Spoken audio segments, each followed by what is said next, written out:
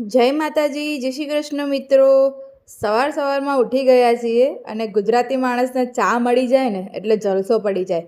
બસ પછી બધું ઘરનું કામ પતાવી દીધું. ફટાફટ બધું કામ કરીને રેડી થઈને માતાજીની પૂજા કરી લીધી. કેમ કે સવારમાં જો માતાજીના દર્શન ના કરીએ ને તો દિવસ નથી ઉગતો. પછી નીકળી ગયા ઓફિસ જવા માટે. અને આજે ઓફિસમાં એટલું બધું કામ હતું ને કે કામ કરતાં કરતાં ટાઈમ જતો રહ્યો ને ખબર જ ના પડી ને પછી લાગી ગઈ ભૂખ. તો બેસી ગયા લંચ કરવા માટે.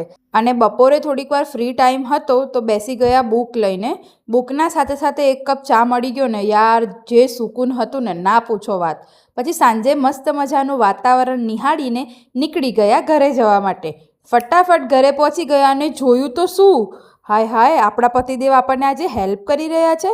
વાહ ભાઈ વાહ. પછી મેં પણ એમને થોડી હેલ્પ કરી દીધી. બે જણા ફટાફટ બધી રસોઈની તૈયારી કરી દીધી ને સાથે થોડી મસ્તી પણ કરી લીધી. વાતો કરતાં કરતાં રસોઈની તૈયાર કરવાની મજા જ કંઈક અલગ છે. અને પછી આજે તો બનાવવાનો હતો Gujarati traditional handvo.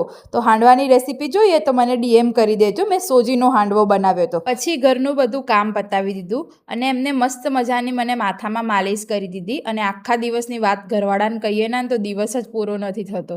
Bye bye. જય માતાજી, જય શ્રી કૃષ્ણ.